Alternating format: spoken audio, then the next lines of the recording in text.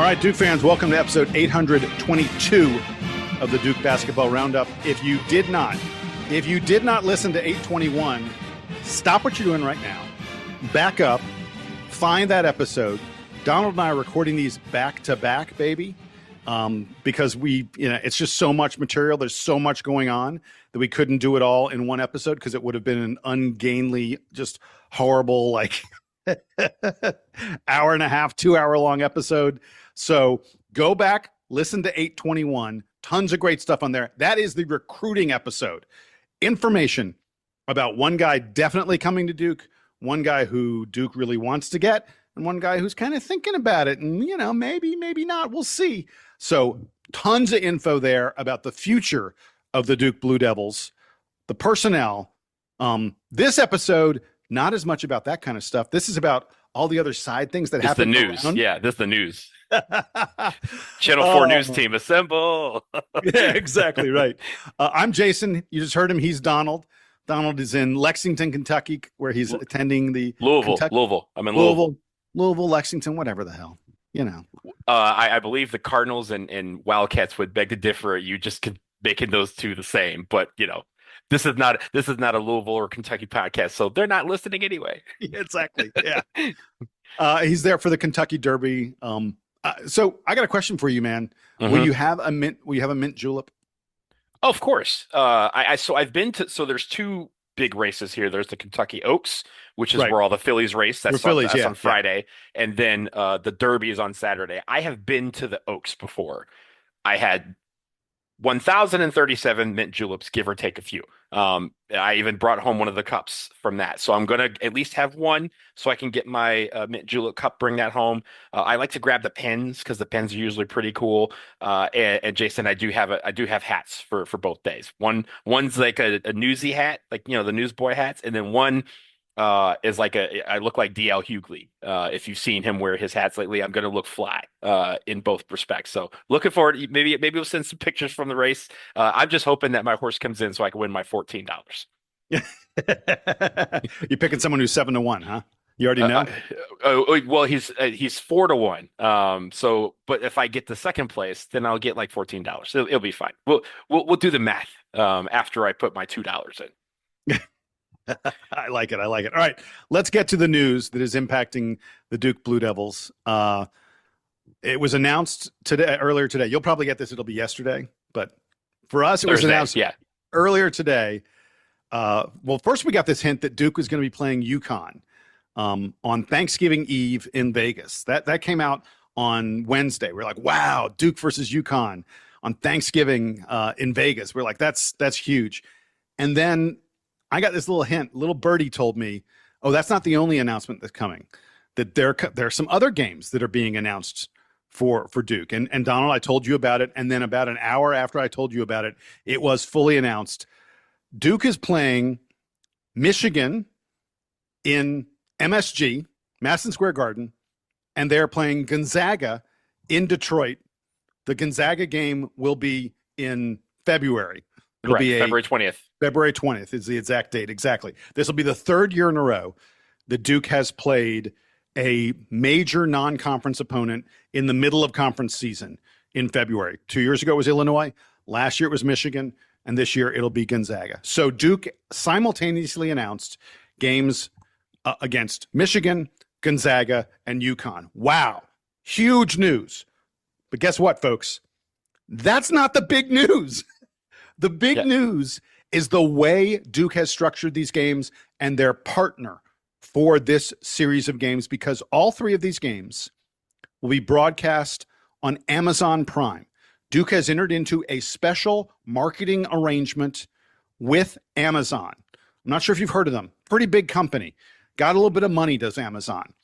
And Duke is the first program in all of college sports, in all of college basketball, to enter into this special kind of relationship with Amazon, where all three of these games, and my understanding is that there are going to be games in the future as well. It's a multi-year deal, so it's three per season. Duke will be playing these games on Amazon, broadcast on Amazon Prime, and There are all kinds of other, and it hasn't been fully announced yet. I think they're still fleshing out some of the details, but there'll be other marketing arrangements, marketing things that have to do with Duke basketball and Amazon. There are going to be other NIL kind of opportunities that are connected to this. Donald, I'm absolutely convinced that as Duke goes out and talks to, as Duke has been talking to kids about coming to play for the Blue Devils, we've had an incredible few weeks of Duke bringing in the best guard in the portal, the best young big man in all of Europe, other just retaining guys that we had probably no business retaining on our roster. I'm convinced that part of all of that was Duke sitting guys down and saying, hey, we're going to have special extra NIL opportunities beyond what you would have anyplace else. We're going to have special marketing opportunities beyond what you get anywhere else. Donald, I'm absolutely convinced that when Jon Scheyer hands the recruiting phone call over to Rachel Baker, that's the moment when Duke gets these guys, that she starts laying out the way Duke markets you, the way Duke presents you with additional opportunities, the advantages of being a Duke athlete versus playing anywhere else. Rachel Baker finishes that conversation. She tells you about the deal with Amazon that they're about to cut. And suddenly kids are like, oh yeah, why am I considering any other school? So I also think, Jason, the other thing to note is that obviously ESPN was like, hold up, the big games are supposed to be ours, right? Yeah. And so if you think about like the Michigan game last year was on ESPN, and you have these different events. So ESPN and the ACC were involved in this deal. And so in exchange for Prime getting these three big games, Duke has agreed to be in some of these ESPN-owned marquee events over the 27-28 and the 28-29 season. So imagine things like the Jimmy V Classic, Coaches versus Cancer, maybe another one-off game similar to what we've had in the past, but it would just air on ESPN. The first thing, Jason, the competitive aspect of this, once again, smoke, ducked, none. Jon Scheyer just said, I want the best players to play against the best teams in the best environments for the best moments for 220 million people to be able to potentially witness, because that's how many people have Amazon Prime. Just think of how many packages around the globe, by the way, around the globe. Yeah. This is Duke getting into, we've talked about some of the European guys that Duke has been getting in recent years. This is Duke getting into European, Asian homes, things like people who have never seen a college basketball game are going to get a chance to see Duke. Yeah, well, that 220 million does not include the rest of the world. That's just the United States. But also, Jason, think about Amazon Prime's reach and how much they've reached with Prime Video into sports in the past couple of years. Every bar now has it because they have the NFL, they have the NBA, they have some select baseball games, they have soccer on there. So like there's opportunity. Like you don't have to walk into a bar on Thanksgiving Eve, which is, one of the biggest bar days of the year. You're not going to have to walk into a sports bar and go, hey, can you put the Duke game on? It's on this random Amazon Prime thing. Do you have it? They're absolutely going to have this game. And the fact that these three games are lined up is incredible. And I love the fact that they've set it up this way. Also, Jason, mentioning some of the things about how smart this team is, once again, the game on December 21st, Duke, Michigan against in Madison Square Garden. Madison Square Garden hosts the East Regional next year. Exactly. The game in Detroit on February 20th, of course, Detroit hosts the Final Four. Of course, it won't be Little Caesars Arena, but Little Caesars Arena hosts the Midwest Regional the following year. So again, they're setting this up where they're playing in arenas that they know are going to be placed. And Jason, I'm not going to exclude Vegas, because in 2028, the Final Four goes to Allegiant in Vegas. So we're playing in three cities that are going to have either a regional or a Final Four in the next 2 years. I think that's what they're trying to do. They're having the marquee matchups in the marquee cities that are important. They want to be able to mimic the logistics of travel and all that stuff. That's what they did when they came to DC when they played Michigan. That is what they want to replicate. And of course, they want to win these games first and after that. So like, I'm really excited about this whole setup. I'm really excited about how they're doing this. And again, I would just also mention, Jason, the fact that UConn fans have been saying, "Oh, you guys have been ducking us for years." That's obviously not true. But now, okay, we've been talking about this Duke UConn like rumored battle. Me and you have been talking about this for well over a year, that they have been in talks to try and get something like this happen. And the fact that the multi-team event type of early season tournaments are kind of going by the wayside for Power Four conferences. You kind of basically famously said, Dan Hurley said, I'm not doing this again. I'm not going to Maui. I'm not doing any of these again. They're doing it in Vegas on Thanksgiving Eve, where across the street, you're going to have the Players Era. And guess who's going to make more money? It's going to be Duke than anybody who's playing in that Players Era tournament, which Michigan competed in last year. So this is a whole thing where they're not only just setting up the best games, they're setting up the best moments. And they're also saying, we're going to make more money than you. And so they have the NIL opportunities on top of that. It's just amazing. Yeah, there have been some articles. Matt Norlander and a couple other folks have been talking about sort of the business side of all this. Can you imagine if you're UConn, if you're Michigan, if you're Gonzaga, you feel like, hey, we're the big boys. There's no program out. You probably think there's no program out there that is bigger and more important than we are. All three of those programs just got bundled into Duke's marketing. We got a Prime Video bundle featuring 3 top 10 teams at Duke. Yeah, and the reports, I was going to say, the reports from Matt Norlander and other folks, that UConn, Michigan, Gonzaga, they're probably getting $500K, maybe $1 million for this game. Duke's getting multiple millions. Duke is Duke.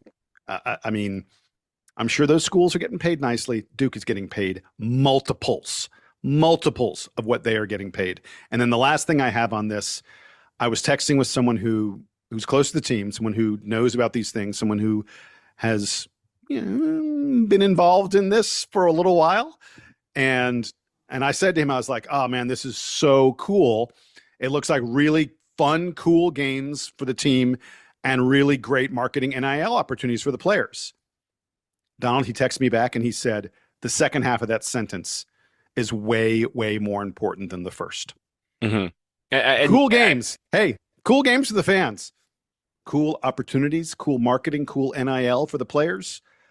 That is how you build the best roster in college basketball. Well, let's just put it this way, Jason. You know me. I love me some Vegas. The fact that it's on Thanksgiving Eve means I probably won't be able to make it. I'm going to be in Texas with my family. But those other two, I've already blocked off the dates. See me at the Garden. Definitely see me in my hometown, Detroit. Go ahead, just post, just put me on a stamp and mail me to Detroit and keep me there. And if we can get to Detroit twice in 2 months, to the Garden twice in 3 months, we're having a really special year. And again, we're loading up the roster. We're having a much balanced roster. And now, again, we're having these games. I think, Jason, the last point for me, the biggest thing about this to me, when I think about this, the word multi-year deal, like those words, the fact that we're going to be doing this, and then ESPN's like, oh, yo, us too. You're going to get some from us too. So you're thinking this is good. That means there's more to come. We're still going to have a murderer's row of teams. We still have the ACC, SEC, which you and I have had our rumors as to who it might be. But either, in any case, it's going to be a very, very big matchup, maybe a top 2-3 matchup, perhaps, if we're hearing correctly.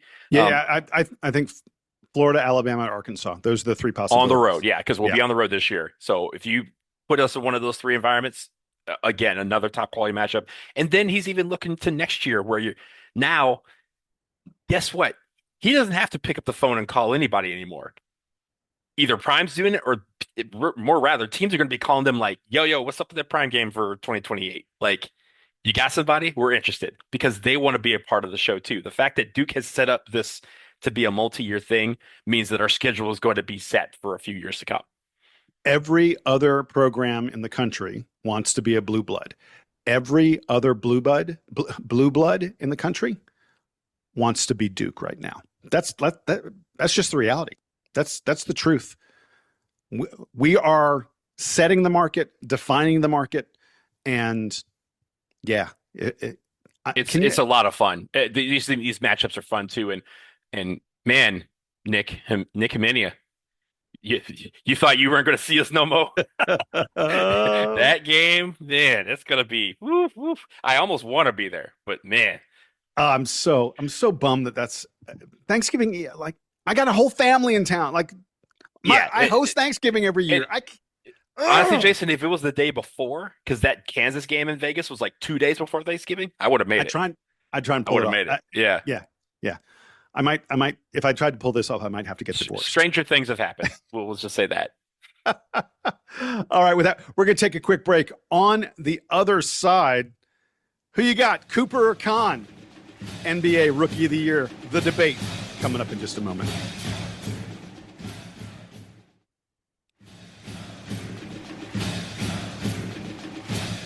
All right, we're back from the break, and it was Dookie on Dookie crime in the NBA as the Rookie of the Year balloting came down to former teammates Kahn Knueppel and Cooper Flagg.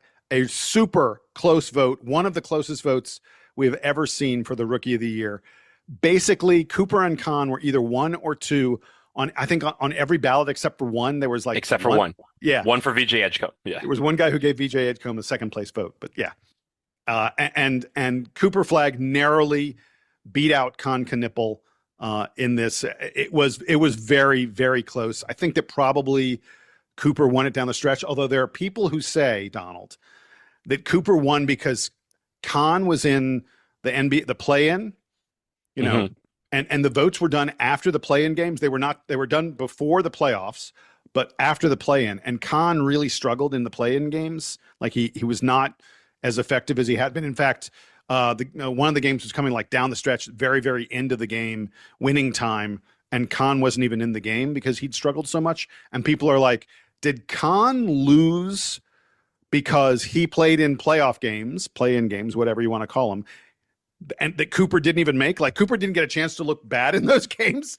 And so I think that's sort of kind of an interesting thing. Maybe the NBA should consider, finishing up, if these regular season awards are regular season, finish them up before we do the play-in games. But what's your feeling about Cooper versus Kahn here, and who won the Rookie of the Year?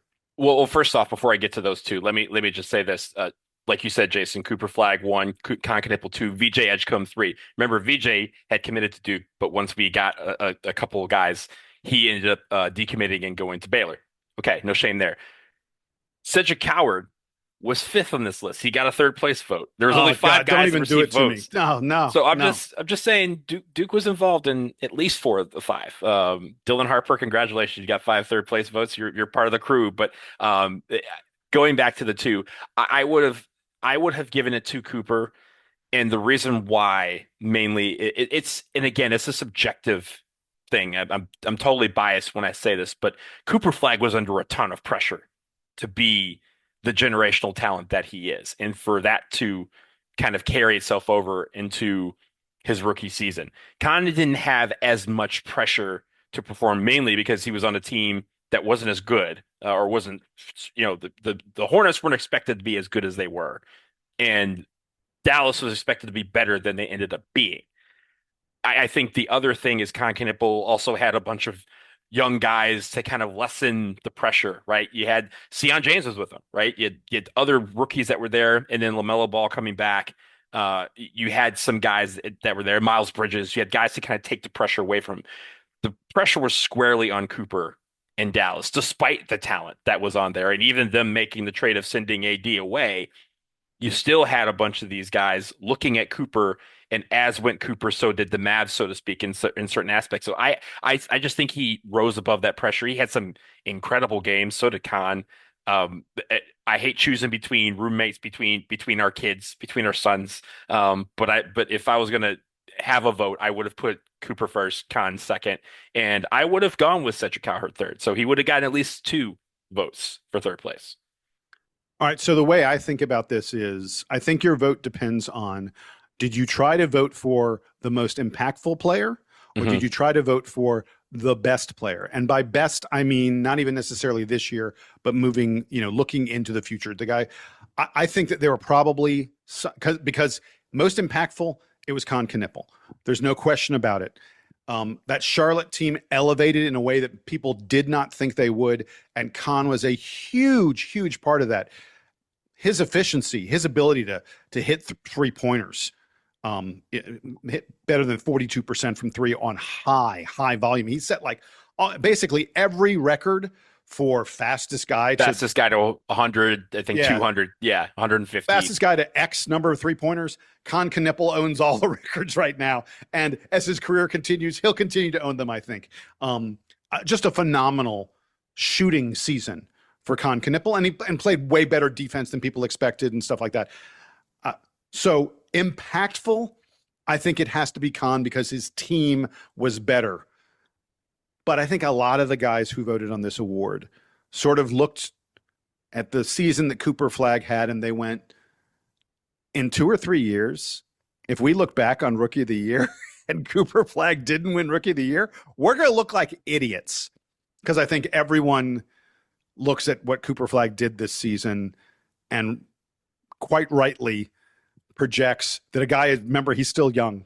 We said 19. fastest, Yeah. all the youngest, youngest to 40 points, youngest to 50 points, youngest to 60, all those awards, those all belong to Cooper Flagg. Mm-hmm. And I think these guys realize when this dude gets to be 20 or 21, we will look like absolute abject idiots if we did not vote him Rookie of the Year.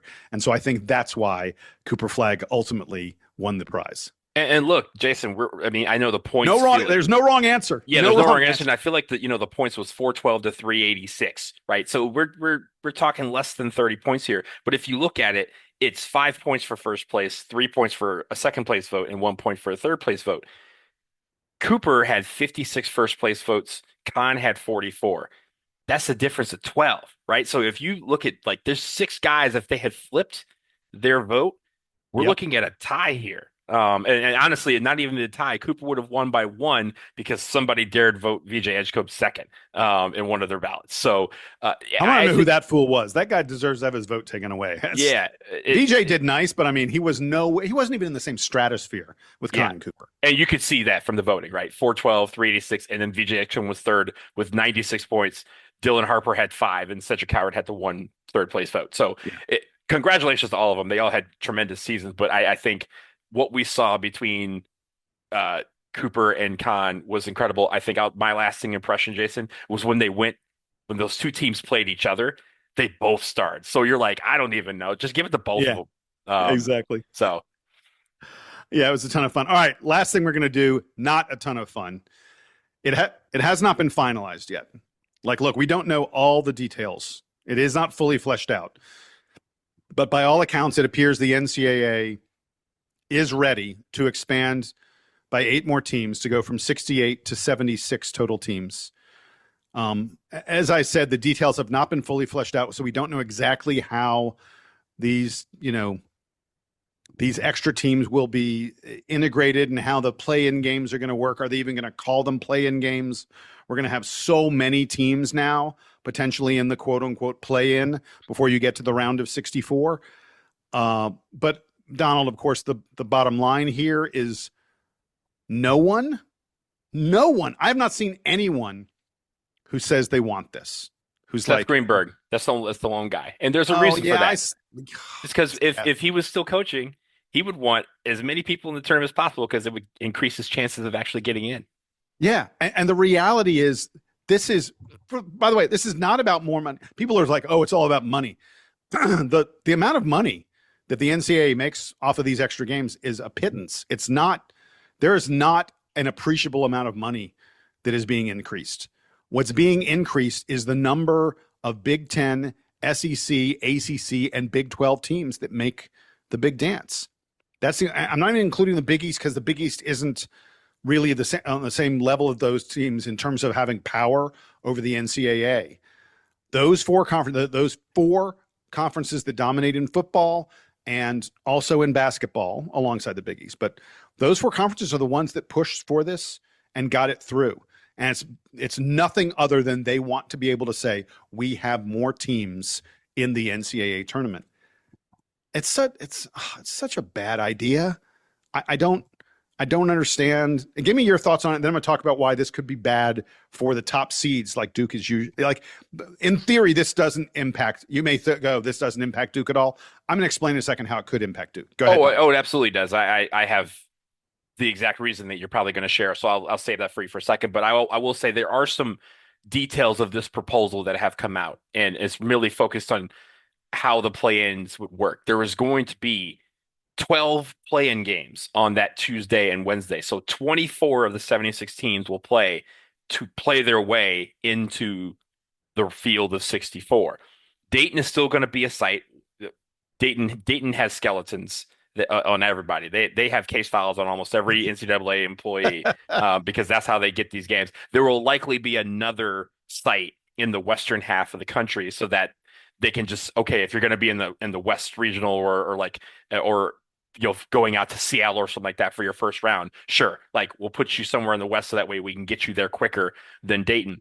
But I think the fact that they are saying that 24 teams are going to have to play their way in, and Jason, the problem with it is that it's not going to just be we're trying to get more teams off the bubble. We're trying to get more of our Power Four conferences. Those teams aren't going to be a lot of those teams aren't going to be the ones that are playing in this. It's your 16 seed teams. It's your low major conference champions that are basically going to be told you guys got to play your way into the tournament now. And there's going to be more of them now, which is I'm kind of leaning into what you're going to talk about. But that's just unfair. That's the unfair part is that teams who have earned their way into this tournament. You think about how long we've had 68 teams, and it feels like, it feels like just yesterday that we were arguing that the 16 seed should not have a playing game. They've earned their right to be in there. If you're going to have playing games, give it to the bubble teams, make them earn it, right? But they're increasing the number of teams who have earned their way into this tournament and saying, sorry, we want to give more of the the true spots to these not these blue bloods, but these Power Four, Power Five conference teams. And you low majors and mid majors, you guys are going to be the ones that are going to scrap it out for the right to play these vaunted teams. And now it could backfire on them, right? We could have more upsets because these teams are getting more reps and they can gain some momentum from this, and there's more teams that'll be able to do that. But it's just unfair that they have to go through this, and now they have to, now there are more teams that are going to have to jump through hoops to get into a tournament that they rightfully earned by winning their conference. Yeah, so the point you're making, and this is how I think this impacts top teams like Duke. It hasn't been announced exactly which teams will play in these play-in games, but what we've heard, what's sort of been discussed is rather than remember in the past, there were 4 11 seeds and 4 16 seeds that played in these play-in games. What they're talking about now is having all 8 of the 16 seeds play in the play-in games. So you'd have 8 teams battling to be the 4 16s, and that you would have 4 teams, half the 15 seeds, essentially, would also be in these play-in games. So a lot of math. It may be hard to visualize it and such, but what you're basically doing is in the past, there were a total of 6 16 seeds, and there were a total of 4 15 seeds. Now you're going to go to 8 16 seeds and 6 15 seeds. If you do that math with me for a second, what that means is if you are a team that is a 1 seed, you're probably playing a team that probably should have been a 15, not a 16. If you're a 2 seed, you're not playing a team that should have been an old 15. You're playing a team that should have been an old 14 seed. And there's a domino effect there. You're essentially making those round of 64 games for the top teams. They're going to be playing better and better and better teams. And the impact of that is those first round games, those round of 64 games, they ain't going to be as easy as they used to be. Now, there are going to be more upsets. Yeah. Look, Duke just came off a game against Siena. That was not easy by any stretch of the imagination. I want no part of anything like that in our future. But you're going to, I'm guaranteeing you, if they do this, you are going to see more upsets. And you're really going to see more upsets, I think, on the 2 and the 3 seed lines. Because the 3 seeds are going to be playing like old 14s and 13s. Mm-hmm. I'm sorry, old 13s and such. Which are, really good teams that every year, those are the kind of teams that are trendy upset picks. It's just going to make winning the NCAA tournament that much harder. And frankly, it wasn't broken. Why are we doing this? I don't understand. It doesn't make any sense to me. It's just the NCAA can't get out of their own way. And I think also, there was some talk about expanding, I think, to 72 teams and making it where, okay, you have your 4 11 seeds, and then you have every 1 seed has to play a 16 seed that is played in, right? So every 16 slot is a play in. And you're like, I don't like it, but it's like, okay, if that's the compromise, fine. But now they're like you said, everyone basically is being shifted down one, in some cases almost two spaces Yeah. on the seed line to fill in these play-in games. And if you think about all of the bubble teams that are going to play, they're going to be like 10, 11, and 12 seeds. So in theory, a bubble team could end up backing away into the play-in game, then getting on a run. You're going to see more bubble teams get towards the Elite Eight and the Final Four because they're going to have easier paths for themselves too. They're going to be a 10 seed. They're going to be a nine, not nine, but like 11, where they're like, okay, we're really like a five. We just didn't get in because we had a terrible conference record in the SEC or the ACC. And now I'm playing six seeds and three seeds when I should be playing ones and fours. And so I think that's where you're going to see more upsets because, and if I'm a team that's like on those top seed lines, those one, two, three, four, even a five and a six, you're sitting there like, man, this is not unfair. This is not fair to us either because we have to play a strong team. So, thanks for giving us a one seed, what good it did. Thanks for giving us a two. Now we got to play a 14 seed who 14 seeds beat three seeds All the routinely. time. Yeah. Yeah, it's not a surprise anymore when it happens. So this is where it's going to be. There's going to be some teams that are going to start getting these upsets, and all of a sudden, the ups. And I think the one thing, Jason, that will go away is the allure of the upset. Like in a way, right? Like if you have them every year, if you have like six or seven every single year, it's not going to be a thing anymore. Oh, dude, no, no, no, no, No, no. no, no. Hear me out. Hear me out. Except for us. Whenever it happens to us, it doesn't matter, right? People remember every team that's ever beat us in our lives. But I think for some of these schools, like Jason, do you remember who beat Wisconsin this year? No. High Point. You're not gonna remember that next year, right? Because if it's gonna happen so many times, at a certain point, you're like, yeah, well, they beat High Point beat them, but it's a 14 over three. That's nothing. Like that happens all the time. It happens every year. Just like It's the old 512, the old 512. Yeah. right, there's the 512. Like what's going to be the new 512 in this new era? So I don't want that to go away. I do want it to go away for Duke. I never want us to be one of those names. But I think that if you have too many of them, people are going to be like, oh yeah, well, okay, fine. And especially if it's Texas over a six seed or like another big time team where you're like they shouldn't be in 11. That's the problem. It's not the team, it's not the seed, it's the team. And if you look at it, you're not gonna consider an upset if Texas beats UNC, right? You're gonna say, okay, that's a decent matchup, but no one's gonna be like, oh my God, I can't believe they lost to Texas. Nobody's ever said that in their life. So that's what's going to happen if you get more of these teams in.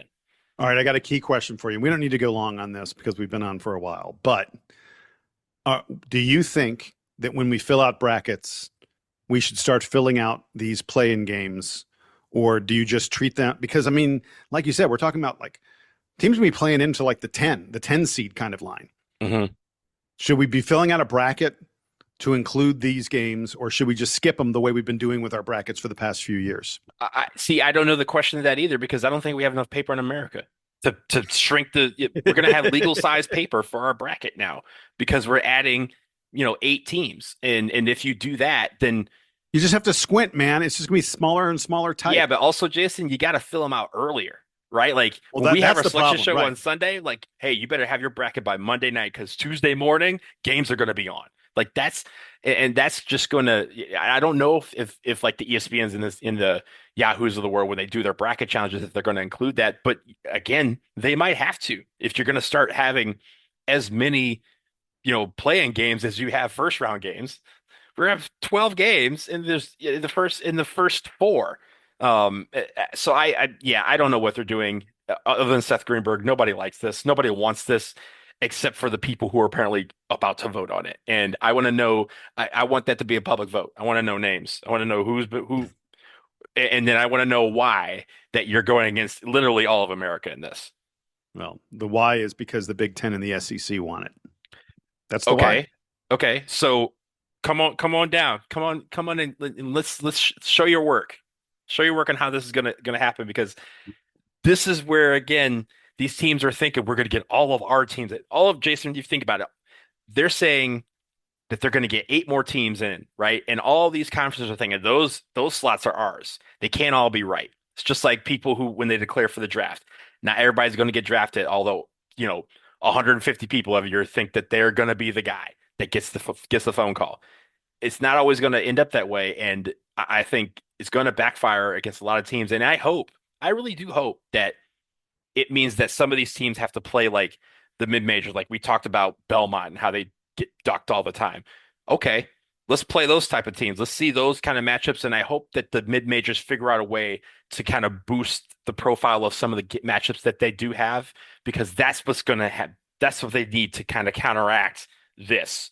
You want more of the Belmonts to get in with this. You want more of the San Franciscos and teams like that, Miami of Ohio. Like, you want buffer for those, but they don't have the money. They need to figure out a way to get that stature up and get those high profile games so that you can kind of go, hey, I can see them beating a team. They just beat, Kansas State. Why can't they beat a Texas? Those are the things that they need to figure out.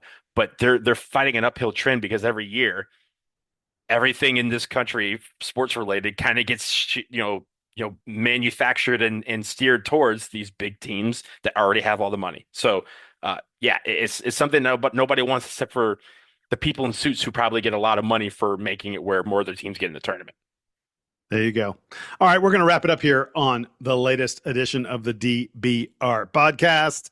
He is Donald. I am Jason.